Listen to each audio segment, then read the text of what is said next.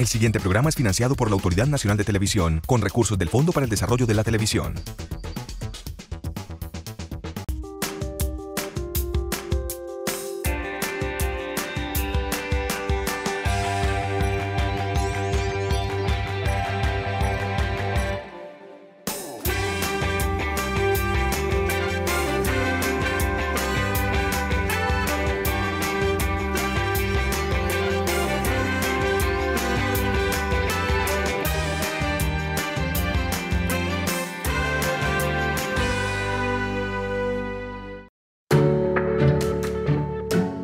Gonzalo Arango dijo de este hombre que era el mejor poeta de la generación nadaísta, pero muchos aseguran que es uno de los mejores poetas de todos los tiempos de este país. Pero él siempre ha preferido el silencio y el bajo perfil, y toda su vida ha estado en contra del sentido común. Habla la experiencia de Jaime Jaramillo Escobar. Bienvenido. Bueno, muchas gracias, muy amable. Contento de estar aquí con ustedes en esta mañana. Te agradezco mucho. Dicen que el sentido común es el menos común de los sentidos. Y eso es verdad. Yo creo que lo importante en cualquier persona que haga algo en el campo de la literatura o de las artes es lo que pueda producir, no la persona. Siempre lo he sostenido. Lo importante no es el poeta o el escritor, lo importante es lo que deje. La persona es una persona como cualquiera otra. Y tampoco esas calificaciones de mejor o peor tampoco proceden para nada, porque eso es relativo y debemos mirar el contenido de lo que se proponga. La persona no importa. En ese contenido, Jaime, y en lo que la persona es, lo que la persona produce, hubo unos antecedentes y una historia. Usted nació en Pueblo Rico, luego se fue para Altamira en la infancia. ¿Qué sucedió en esa infancia? Porque hay muchas historias donde empieza como a despertarse en Jaime Jaramillo ese espíritu o esa vida de poeta. Bueno, no, yo me crié en Altamira, un pueblo al que nunca he regresado. Allí no sucedía nada raro, un estudiante. Después fui a Andes, al Liceo de Andes. Allí conocí a Gonzalo Arango, eso ya lo he contado muchas veces. Y tuvimos una amistad de toda la vida hasta su triste final en un accidente. Pero usted no ha contado muchas veces lo que pasaba en la biblioteca. ¿Cuántas personas iban a la biblioteca? ¿Cuál biblioteca? ¿En la de Altamira o la de Andes? Sí, cuéntenos cómo era esa historia. No había biblioteca. Había una biblioteca en Altamira, y ya recuerdo, era muy buena biblioteca, pero el único que consultaba allí era yo, nadie más, porque en el pueblo la mayor parte de la gente no sabía leer. Esas fueron unas bibliotecas que el profesor Luis López de Mesa, cuando fue ministro de Educación, creó en todo el país, hasta en la escuela más remota. Bibliotecas muy grandes para una escuela de niños en un pueblo o en una vereda. Altamira era una aldea, todavía sigue siéndolo. La biblioteca era un buen salón, con buenas estanterías, los libros estaban bien preservados, pero no había lectores porque los niños no eran de escuela primaria. Y esa biblioteca no era tanto para los niños, sino para los profesores, la gente del pueblo que quisiera leer, pero nunca nadie fue, solamente yo, porque mi papá era maestro y entonces yo tenía ese acceso. Bueno, hasta donde yo sepa, esa biblioteca solo me sirvió a mí, tuve suerte. Y tuvo suerte, pero también mucha curiosidad, porque ¿quién puede contar que a los 12 y los 13 años leía psicoanálisis o ya se había leído mucha parte de la Biblia? Bueno, mucha parte no, toda y no una vez, porque me interesó leerla y porque es un libro bello e importante. Hay muchas maneras de verlo. A mí me interesaba la parte histórica y literaria, como en realidad es, pero no fue el único libro que leía en ese tiempo. Yo leía de todo. Después estuve unos meses en la pedagógica aquí en Medellín.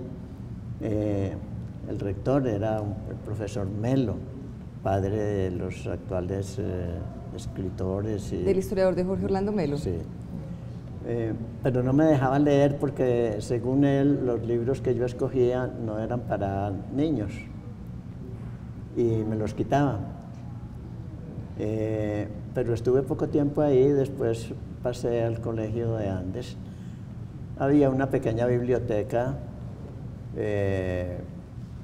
pero solamente a 2 o 3 leíamos. Gonzalo Arango, Luis Aníbal Tascón, que era un indígena de Cristianía, lo mataron, y yo. Bueno, en esa época los muchachos, como ahora, estaban interesados en el fútbol y unos pocos en los libros. Eso es normal, eso es así. Al indio Tascón lo mataron porque él terminó Derecho en Medellín y en la Universidad de Antioquia y se convirtió en defensor de su tribu, asediada por los terratenientes que querían quitarles su pedazo de tierra. Como él defendía a su tribu, entonces lo mataron. Los que querían, los enemigos de esa comunidad en Vera, lo mataron por eso, porque las cosas son así en este país.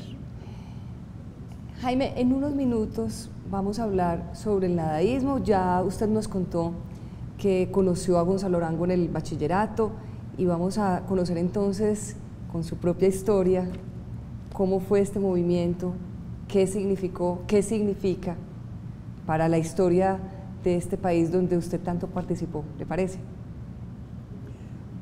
Bueno, ya se sabe que el nadaísmo sí dejó algo.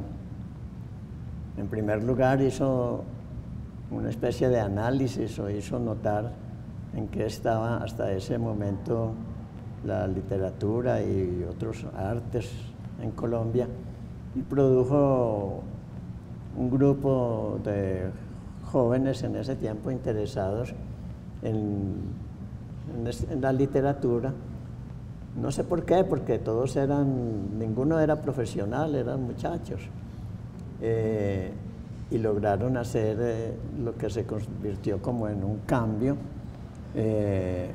Si para bien o para mal, eso todavía no se sabe, hay que esperar más tiempo, pero en realidad el nadaísmo sí tuvo una incidencia en la literatura y en las artes, no solo en Colombia. En unos minutos vamos a conocer también sobre Nadaísmo 70, sobre su época de publicista y también 3 mitos o 3 leyendas que hay sobre Jaime Jaramillo Escobar en Habla la Experiencia, en unos minutos. Se publicó y cuando salió la revista ya todo el mundo estaba enterado por otros medios del contenido, y entonces ese número no se vendió bien y Gonzalo decidió terminar la revista. Tuvimos un error que fue lanzar muy alto el show.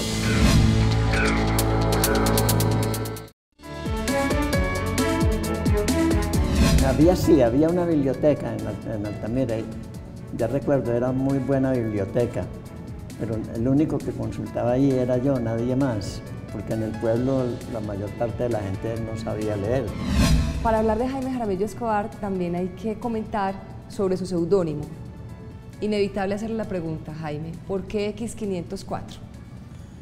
Bueno, es una pregunta recurrente y es muy sencilla porque son los primeros números de mi cédula de identidad, 504, 547.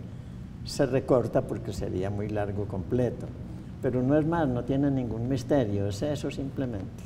¿Y usted qué quería ocultar en esa época? Porque cuando uno utiliza un seudónimo es porque quiere ocultar la identidad. Bueno, no solo por eso, los seudónimos se utilizan por muy diversos motivos, en parte por juego, en parte por discreción, o por temor, o por cualquier cosa. Son muchos los motivos para usar seudónimo. Eso lo utilicé muy poco al principio y luego lo dejé porque resultaba más claro y siempre preguntaba en todas partes lo mismo.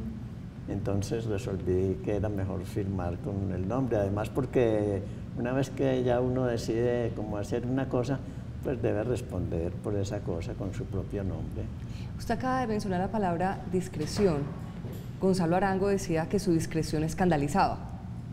¿Por qué decía él eso? No sé, un concepto. Era porque en esa época del nadaísmo ellos eran irreverentes, la gran mayoría eran irreverentes. ¿Cómo combina una persona como usted, modesta, tranquila, discreta, con un grupo que está causando polémica en todos lados? Bueno, como era un grupo, había muy distintas personalidades. La mayor parte sí eran escandalosos, porque en ese momento el escándalo se necesitaba.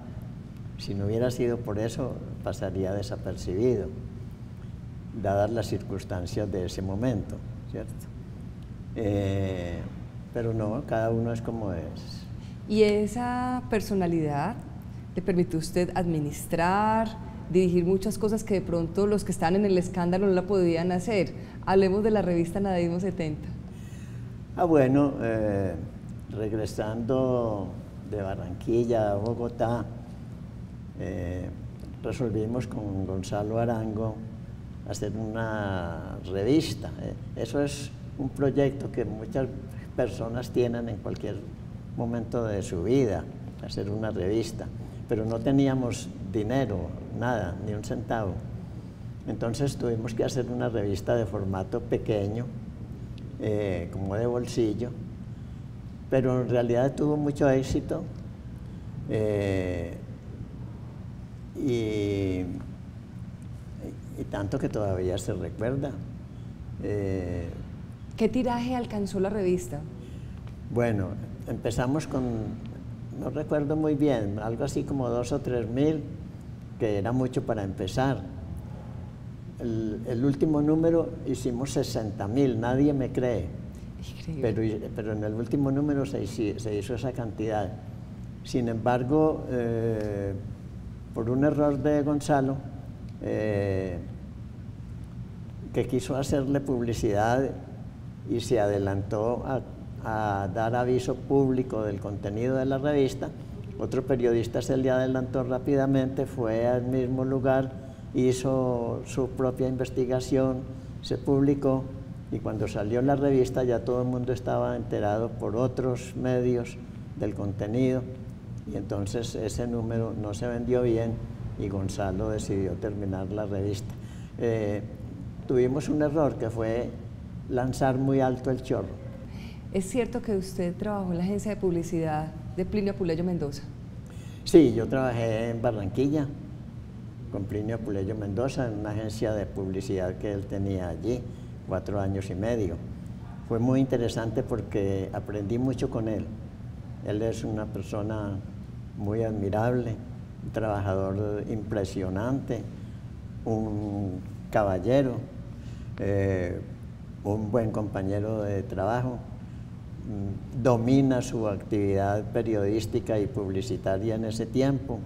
Es una persona a quien admiro y respeto mucho y también quiero, porque con él aprendí muchas cosas. Jaime, hay 3 leyendas o 3 mitos que se tejen alrededor suyo. Voy a contárselos y usted me puede decir que no son ciertos o que son verdad. El primero, que usted escribe desnudo. Bueno, sí, es muy raro que eso se haya convertido como en noticia, pero... Es una leyenda. Desde que se publicó eso, mucha gente ha querido ir a verme escribir. O sea que fue un buen publicitario. Bueno, el segundo. que usted ayuna antes de leer sus poemas en público? Bueno, cuando se va a hacer una actividad pública no se debe comer previamente. Un torero nunca puede comer, nunca come antes de lanzarse al ruedo. Lo mismo los deportistas. Un actor de teatro no debe ingerir alimentos antes de entrar a escena, porque eso puede causar algún inconveniente. Entonces eso es una cosa lógica que todo el mundo hace por necesidad. Y el tercero, que usted no necesita nada. ¿Okay? No necesita nada. Bueno, libros sí. Ah, bueno, entonces ya ese sí es el único mito, leyenda que se derrumba. Usted sí necesita y necesita libros. Y precisamente de esos libros, de la poesía y sobre todo, Jaime, de la pedagogía que usted ha hecho en los últimos 30 años en la Biblioteca Pública Piloto con muchas generaciones, es de lo que vamos a hablar en unos minutos en Habla la Experiencia. Que les asegure a ustedes que les va a enseñar a escribir, los está estafando, porque eso no se puede enseñar. Eso se aprende, pero no se enseña.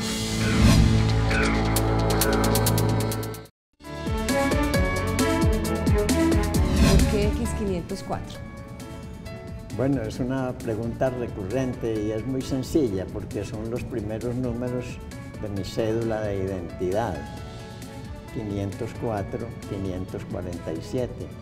Se recorta porque sería muy largo completo, pero no es más, no tiene ningún misterio, es eso simplemente. Todos los libros de teoría literaria resultan aburridos porque son falsos y pedantes. Eso no lo digo yo, lo dice usted. Por eso le voy a hacer una pregunta. Su libro, de método fácil y rápido para ser poeta, ¿es aburrido, falso y pedante o logró lo contrario? No, así es. Ay, no. Yo no sería capaz de volver a leerlo. ¿Cómo así? Cuente, ¿por qué? No, porque las teorías literarias tienen eso, son teorías. De todos modos, el libro resultó algo curioso, porque es que yo no lo hice, eso se hizo solo. Yo llevaba al taller unas noticas semanalmente para animar la reunión y se repartía copia a los compañeros, como todavía lo hago. Y ellos las guardaron, he sabido. Uno de esos, un peruano, viajó a Lima en alguna oportunidad, llevó esas hojas y como yo tenía un título tentativo para todo el trabajo, pues él lo publicó en Lima, en un librito pequeño, porque no era un trabajo completo lo que él había recogido en el taller. Ese librito se vendió en varios países. Él lo vendió en Bolivia, según me dijo, él vendió aquí en los países limítrofes, en Ecuador, en Bolivia, en el Perú. Entonces esa vino a ser la primera edición, pero yo no la hice, eso se hizo solo. Después continuamos con ese procedimiento y de pronto resultó una publicación porque uno de los compañeros del taller fue a trabajar a EAFID, llevó esas hojas y entonces EAFID hizo la primera edición ya del primer tomo, porque eso se volvieron 2 tomos, pero todo eso se hizo solo, es una cosa rara. Y hasta el presente se han hecho 9 ediciones en 5 países. Yo no he movido un dedo para eso, no me explico cómo se ha hecho por casualidad. Fue muy raro porque eso no es un libro importante, es un librito, pero camina solo. A veces ciertos escritos caminan solos, no porque sean buenos, sino por circunstancias accidentales que llevan a eso. Ha sido para mí una sorpresa porque en realidad yo no lo hice, eso se hizo él. Pero Jaime, Eso podría usted decir de una forma modesta de este libro, que es como una compilación de todo lo que usted ha hecho en los últimos años con los talleres de la biblioteca, pero lo de la biblioteca no se hizo solo, usted ha sido el alma y el gestor de estos talleres ¿durante cuántos años? Bueno, ahora en diciembre cumplimos 30 años, pero no es ninguna gracia porque la biblioteca piloto tiene otros talleres más antiguos. El taller de escritores tiene muchos más años, ha tenido varios encargados de él o directores, porque eran personas que realmente eran directores, como Mejía Vallejo. ¿Y cuál de ellos ha durado 30 años? ¿Cuál de ellos ha durado 30 años como tallerista o como...? Bueno, usted es el único. Jairo Morales lleva muchos años. Pero 30. Yo creo que usted es el que más años lleva. No te sé decir de eso. Bueno, en esa también modestia, Jaime, hablemos un poco de todas las personas que han pasado, de usted por qué se levanta, qué es lo que lo motiva a ir a ese taller siempre, qué lo ha motivado durante estos 30 años. Bueno, pues ha existido, siempre cada año han existido grupos de personas que han estado interesados en ir. Yo tengo que responder a eso. Si hay un grupo de personas que quiere no estudiar, sino ver algo de literatura y de otros temas conmigo, pues me agrada participar con ellos y procurar si puedo ayudar o colaborarles en algo. Y porque es un taller un poco diferente de los demás talleres. En todos los talleres, que yo sepa, hay un instructor que dice cómo es la cosa. En este taller no es así. Al principio un poquito porque eran muy jóvenes. Ya no, ahora es un taller profesional. Casi todos los que asisten son profesionales y entonces yo no tengo por qué explicar detalles, sino que se emplea un método indirecto. Sí se aprende porque me lo han dicho, pero es un método indirecto. Al comienzo del año siempre les digo, el que les asegure a ustedes que les va a enseñar a escribir, los está estafando, porque eso no se puede enseñar. Eso se aprende, pero no se enseña. Casi todas las artes son así. El músico tiene que tener oído y si no, tú no le puedes enseñar. De modo que hacemos algo muy diferente a lo que son los talleres. Cuando terminamos la reunión, los asistentes no se quieren ir, o se quedan en el salón o en la cafetería de la piloto hablando del taller. Han dicho que uno de ellos manifestó en estos días que el taller es el manjar de los sábados, y eso me complació mucho porque significa que no es aburrido. Las cosas aburridas me fastidian. Entonces hay que ser ameno, agradable, cordial, pues tener una amistad con todos, y eso se da en el taller. Al comienzo de este programa usted decía que no le gustaba que se dijera el mejor poeta, ni que se exaltara, ni que hay algo más bueno que otro, porque las palabras tienen que tener su ritmo y su vida propia y caminar como caminan los libros, y que tienen mayor aceptación unos que otros. ¿Cuál es su esencia como poeta? Su esencia como poeta. No, es que yo no sabía que era poeta. Eso es que me lo han dicho, pero yo no lo sé. Entonces, ¿usted qué es? No, nada, un tipo. ¿Y qué hace este tipo? No, estudiar un poquito, leer algo. No, yo hago unas cosas ahí, si eso resulta y sirve para alguien, muy bueno, y si no, pues tampoco importa. Y usted nos puede compartir entonces lo que, como usted dice, este tipo hace. Ya está sonriendo, eso me da mucha alegría. Vamos, qué rico, Jaime, que usted nos comparta algo de lo que usted hace, que modestamente hace.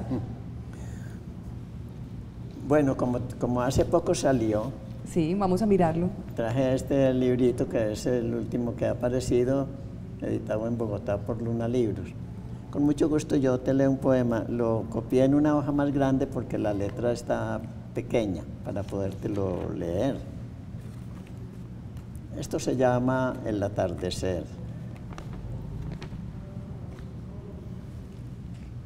El día va muy bien, cuando de pronto empieza a atardecer.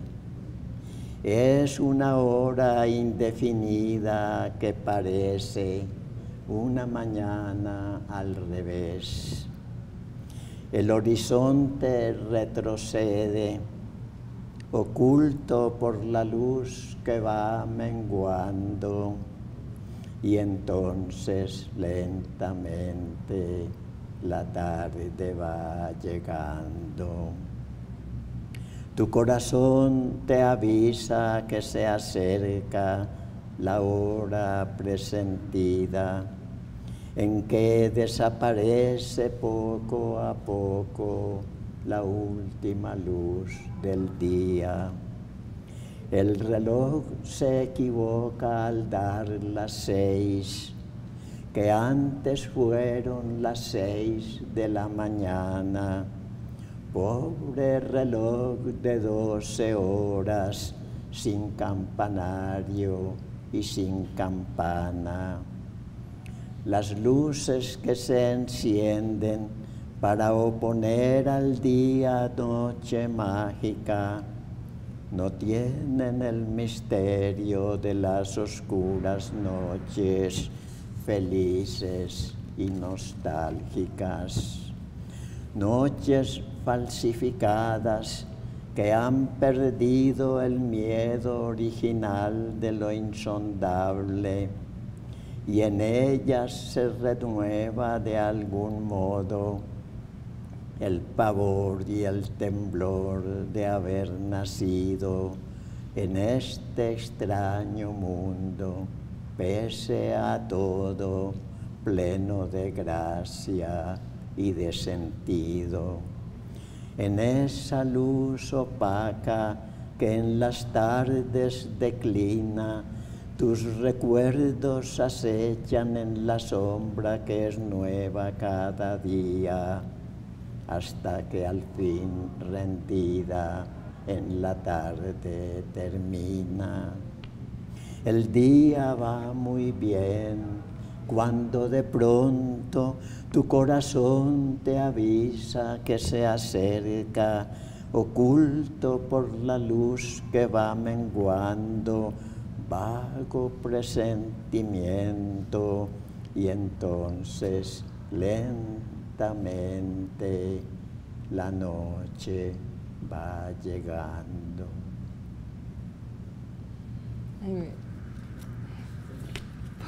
Maravilloso. ¿Por qué la poesía y no la prosa? ¿Por qué la poesía y no un ensayo? ¿Por qué la poesía y no la novela? Bueno, también tengo ensayos y cuentos, relatos, cuentos. En este libro hay algunos. Ah, qué bueno. Y ambas cosas, la prosa y la poesía, es que eso es lo mismo, cambia un poquito la forma. Y en el cambiar la forma, ¿cómo le explica uno a una persona que llega a un taller, que quiere hacer poesía, de decirle sus versos o lo que está escribiendo está bien o está mal? No, yo nunca hago eso. No, él tiene que llegar a la conclusión por sí mismo. ¿Y usted? Además es un riesgo decirle que está mal. De pronto está bien y uno no se dio cuenta. Y usted en unos minutos nos puede contar entonces, para terminar este programa. Entonces usted en unos minutos nos puede contar, para terminar el programa, ¿qué significan para usted los premios, los reconocimientos? No, para mí no significa nada. Pues eso hay que aceptarlo porque uno no puede ser descortés, pero no tengo ningún sentimiento con respecto a eso. Habla la experiencia con Jaime Jaramillo. En unos minutos entonces vamos a terminar esta conversación con este hombre que ha llenado de poesía este programa. Tú no puedes acabar con una cosa que es tan indefinible, que es tan abstracta, que es tan natural y al mismo tiempo tan artificial, que es tan rara, No, tú puedes acabar con cosas prácticas, pero como la poesía no es negocio, entonces a nadie le interesa ni acabar con ella, más bien se fomenta.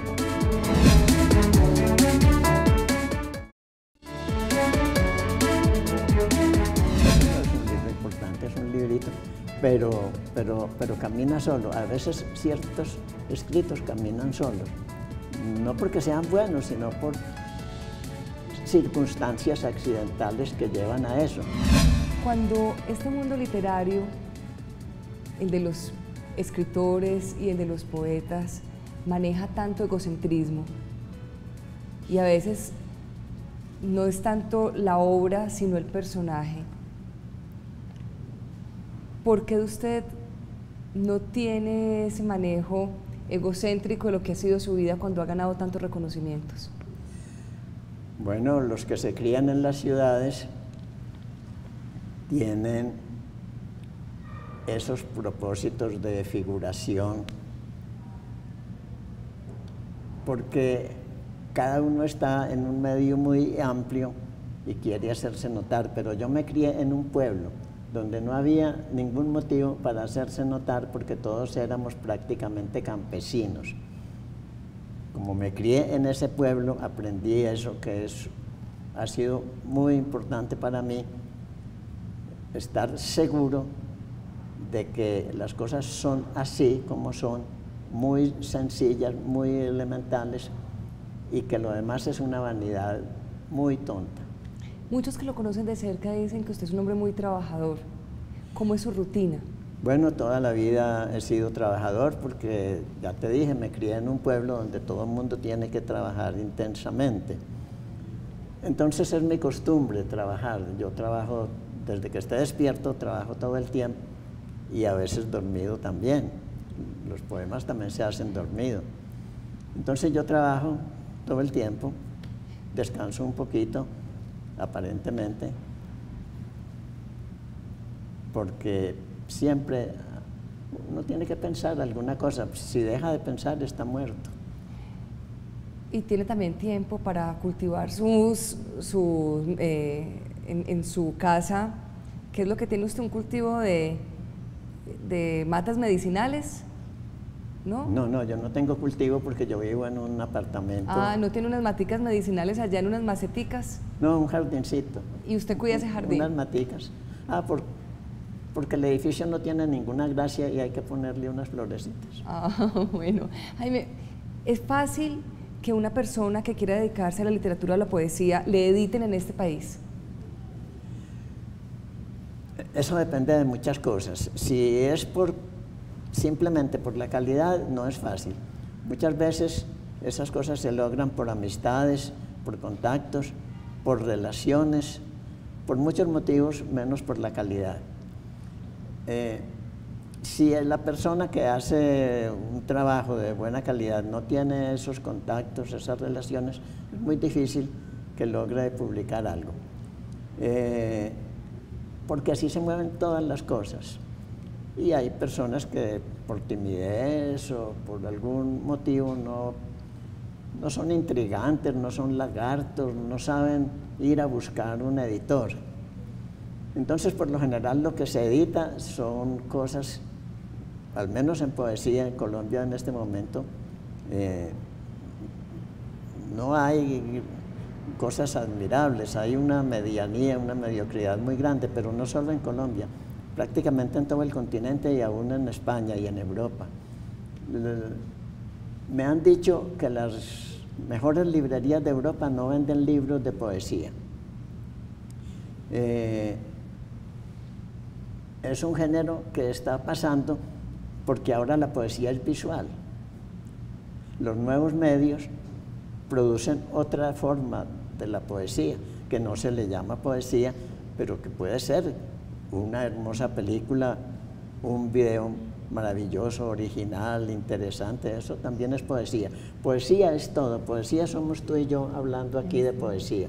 Entonces, poesía es todo. No hay que pensar que eso es una cosa rara, que es inalcanzable, que es única. No, es muy sencillo, es muy elemental. eso ni siquiera hay que aprenderlo, ni estudiarlo, ni nada, eso sale solo. ¿Y por qué se lee tan poquita poesía? Pues yo no sé, puede que no sea tan poquita la que se lee. Uno, ¿cómo va a saber uno quiénes leen o quiénes no leen y si leen bien o no? Es que uno se imagina, pero yo no puedo decir que se lee muy poca poesía. Tendría que hacer una investigación muy exhaustiva. ¿O por qué mejor se difunde tan poco en los diferentes medios? Por eso que te decía, Sí. porque es un género que para los medios actuales resulta como poco práctico, pero yo creo que la poesía no muere, porque la poesía es todo. Un cuadro es un poema pintado, dijo Leonardo. Poesía eres tú, dice un poema. Todo es poesía. A esa poesía escrita se le suma las especiales formas de las nuevas tecnologías. Y entonces tú encuentras los poemas en internet, todos, una cantidad enorme. A veces mal transcritos, pero hay que tener en cuenta que la cantidad es tan grande que no todo puede ser perfecto, ¿cierto? Entonces yo creo que la poesía no se acaba, porque no solamente es escrita, el teatro también es poesía, todo es poesía. Tú no puedes acabar con una cosa que es tan indefinible, que es tan abstracta, que es tan natural y al mismo tiempo tan artificial, que es tan rara, ¿no? Tú puedes acabar con cosas prácticas, pero como la poesía no es negocio, entonces a nadie le interesa ni acabar con ella, más bien se fomenta. Hablando del fomento, de eso le iba a preguntar precisamente. Hace unos años había magazines especializados en sacar a flote o mostrar o visibilizar a las personas que estaban escribiendo poesía. Yo recuerdo que en el magazine dominical usted hizo una crítica a un poeta y eso logró que ese poeta tuviera visibilidad. Raúl Gómez Hatín. Bueno, Raúl Gómez Hatín ha declarado que él decidió y aprendió a escribir poesía en un libro, en el primer libro, Los poemas de la ofensa, que lo encontró en la librería de Tercer Mundo, se lo embolsilló disimuladamente porque él nunca tenía dinero y él ha declarado que ese libro fue lo que lo llevó a él a escribir, lo cual me parece muy bueno. Es que la poesía es útil, la poesía sirve, no es una cosa vana, en conjunto, ¿cierto? Ahora, unas cosas serán mejores que otras como todo en la vida, pero la poesía perdurará porque es que la historia que se conoce de la humanidad en la actualidad se conoce principalmente por dos cosas: por los cacharros de cerámica y de piedra que los arqueólogos desentierran, y por los versos de los poetas.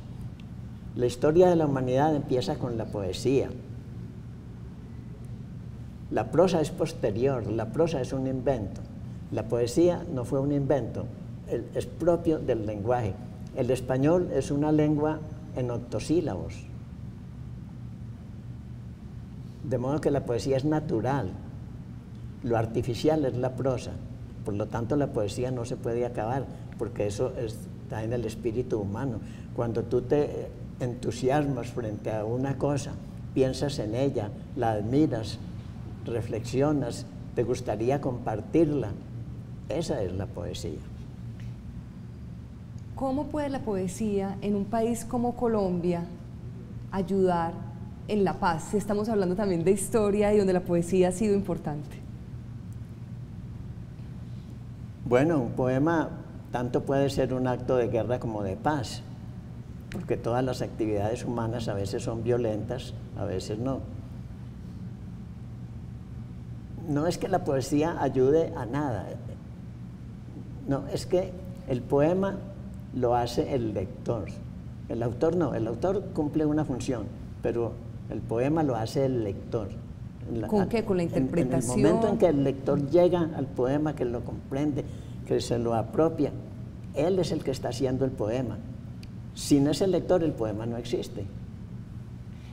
Jaime, con los nuevos medios y lo que hablamos ahora de las tecnologías, ¿no se siente usted a veces un Quijote de la poesía? No, los nuevos medios hay que emplearlos, yo los empleo, yo tengo mis computadores y todas las cosas. Yo escribo directamente en la computadora, se debe decir computadora porque es una máquina computadora. No, yo empleo todos los medios actuales y los que vengan, porque para eso son, y la poesía no está ajena a nada. Entonces yo escribo directamente los poemas en el computador en la actualidad, y cuando era a mano, pues a mano. Cuando usted ve las nuevas generaciones y usted compara con el rigor también y los lectores que eran ustedes, esa generación lectora de la que usted habla, de la que se refiere desde muy jóvenes, ¿cómo ve esta nueva generación con respecto a la lectura y la interpretación de los textos, la comprensión de la lectura?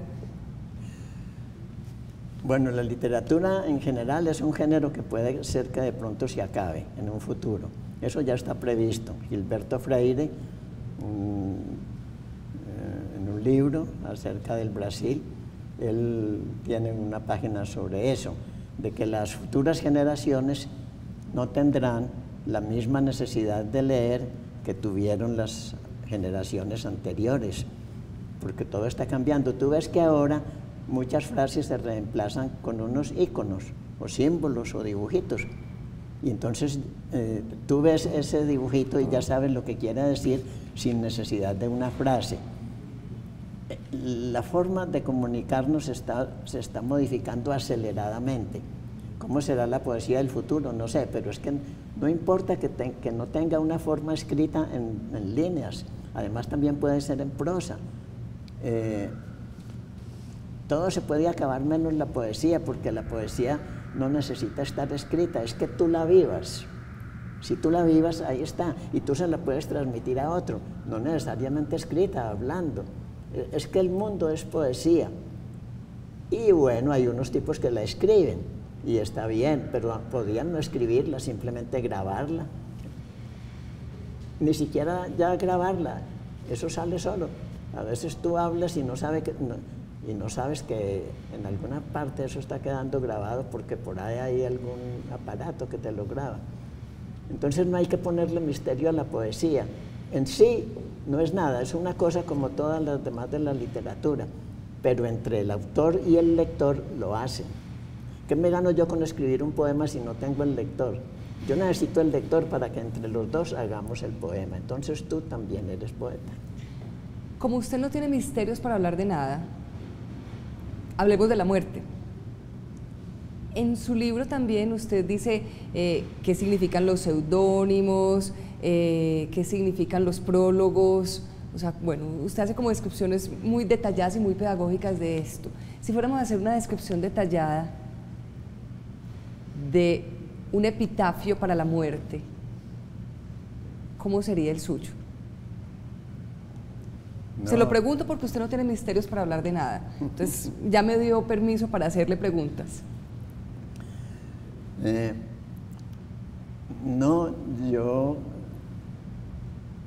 Es una pregunta como curiosa por varios motivos. Pero es que la muerte hace parte de la vida.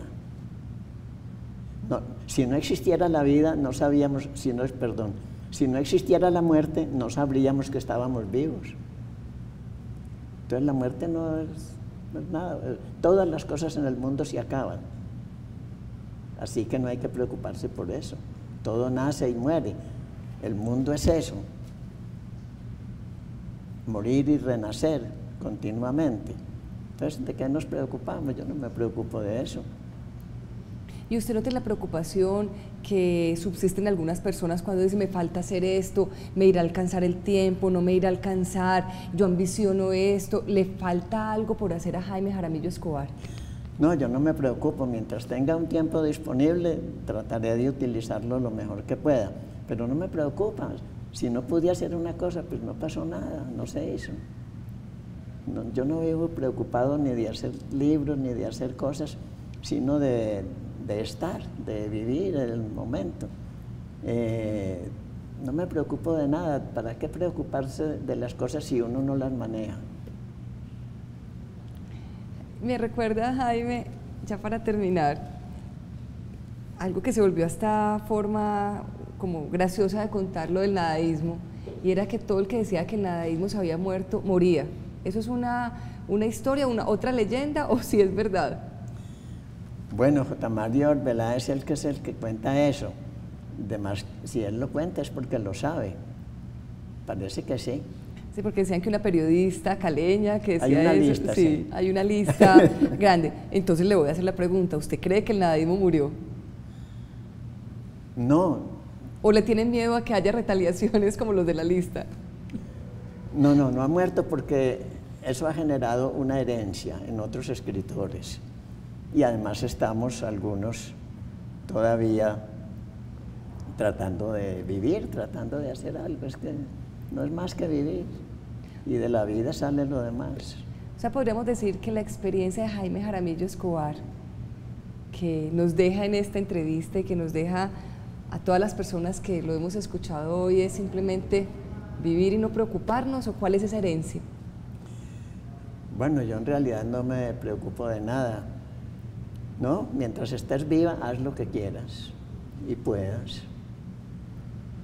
Y cuando no estés, pues te vamos a llorar. Jaime, muchas gracias. Por nada. Muchas gracias, Gracias muchas gracias. Qué espacio tan importante. Habló de la experiencia de Jaime Jaramillo Escobar.